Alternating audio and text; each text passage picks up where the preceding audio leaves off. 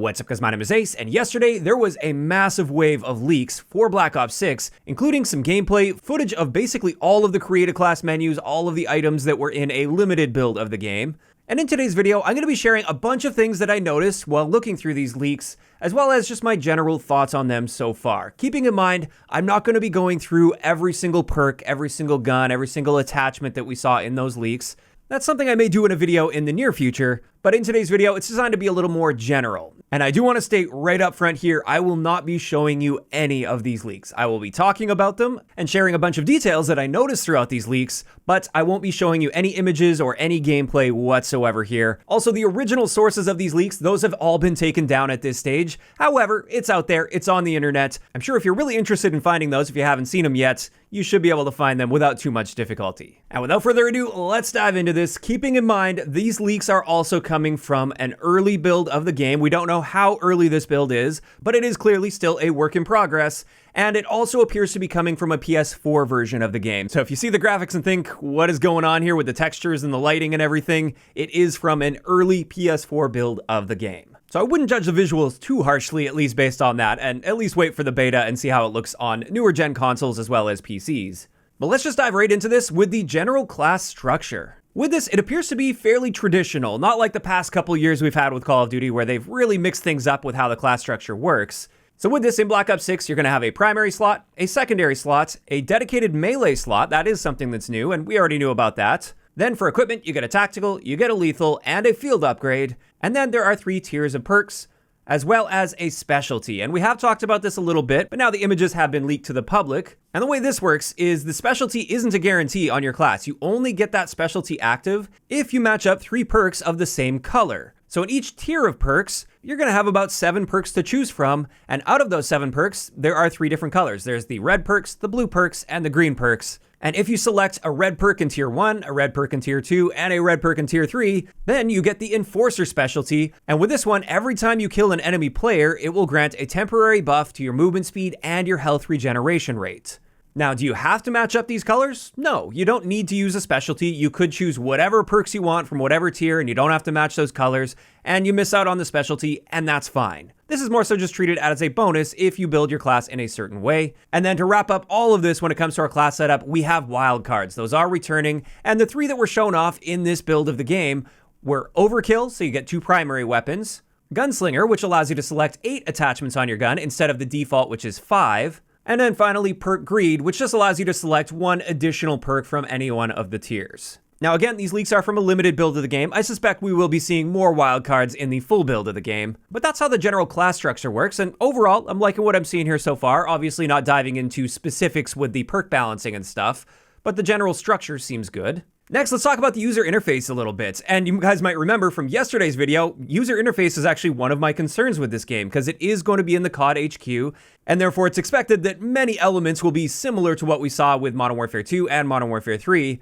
And while the general looks of the UI is quite similar to those previous games, what I noticed here is they've reworked many of the menus to be vertically oriented, which is huge. I love vertical menus. Those horizontal scrolling menus are the most frustrating thing ever. And while there still are some horizontal menus, it seems like anytime there's a relatively long list of items, it's going to be shown in a vertical fashion. And I think that is so much better than those horizontal menus. So this is a big win in my eyes based on what I've seen so far. Next up, we got a brief look at the detailed stats screen, so you can see the advanced stats of weapons like we currently can in Modern Warfare 3. However, it looks like they're taking this to the next level. The one big thing that stood out to me here is they show a proper diagram of body multipliers, including every single damage value for each of these damage multiplier zones, instead of just stating upper torso, lower torso, and upper legs, which obviously doesn't paint the whole picture, but that's what we've got in Modern Warfare 3. This time around, it's going to be much more detailed in that area, as far as we can see. Keeping in mind as well, this advanced stat screen in this build was clearly still a work in progress. There were a lot of missing stats. It was obvious that it's not fully fleshed out yet, but there's at least some indication that it appears they're trying to take this to the next level, and I'm really happy to see this. You might think that I wouldn't like this because that's what I do,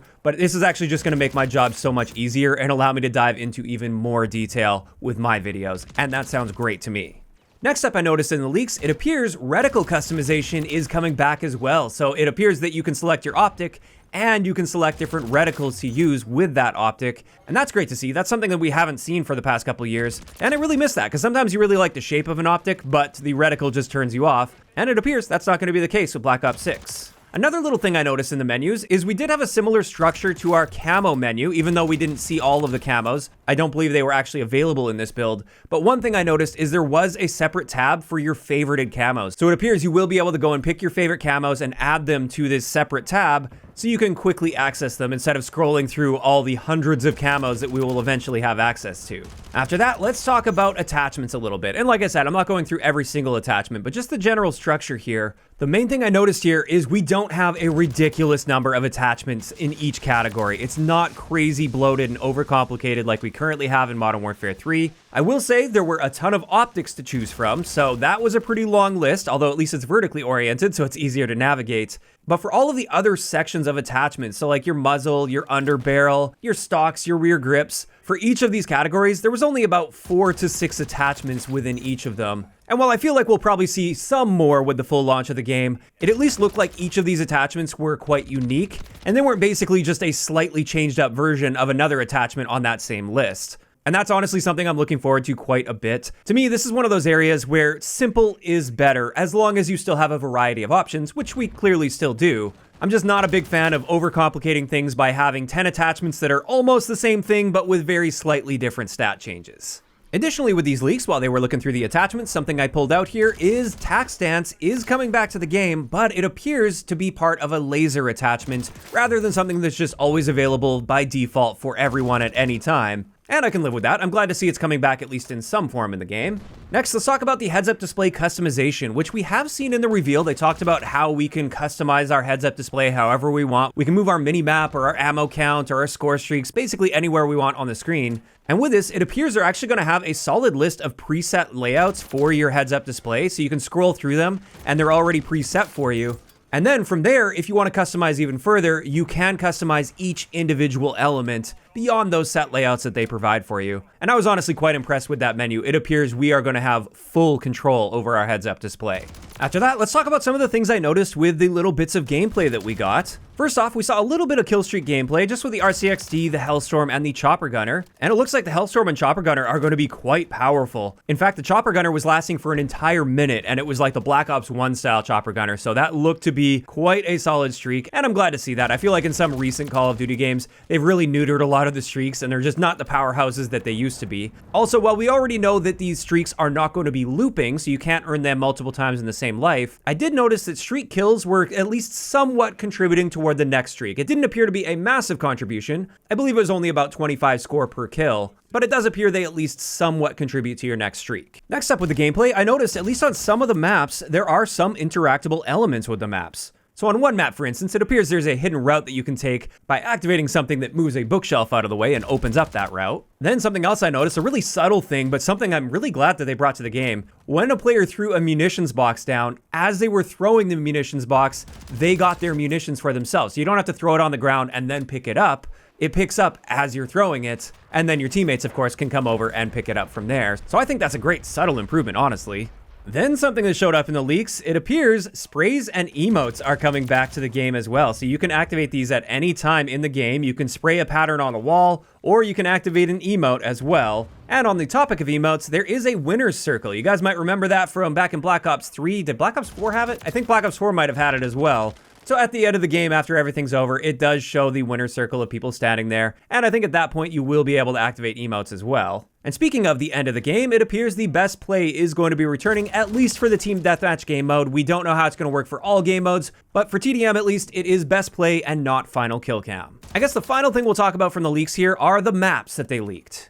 And this is yet another area where perhaps I'll do like a dedicated video talking about these in more detail, but at least in the build that was leaked, we saw 9 multiplayer maps. However, not all of them appeared to be 6v6 maps. In fact, 3 or 4 of them appeared to be the 2v2 maps, which I guess we will be able to access for 6v6 in the Faceoff game mode. That has been confirmed to be returning from Black Ops Cold War, but it seems likely those maps won't be available in the regular 6v6 game modes, just the Faceoff playlist.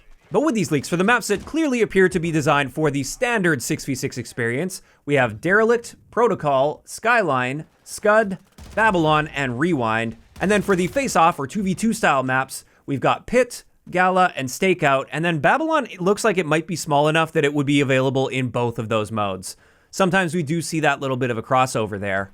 But overall, looking at the map layouts as well, all of these maps appear to be a little on the smaller side. It didn't look like there were any maps that I would call a large 6v6 Call of Duty map. All of them appeared to be fairly small to medium-sized Call of Duty maps. And perhaps that's intentional. If I had to guess, these are probably going to be the selection of maps that we have access to in the beta build of the game coming later in the month. And perhaps for the beta build of the game, they want us to be playing on the more small to mid-sized maps that they'll be offering us for launch. Or perhaps they're just not going to be doing really large 6v6 maps this time around.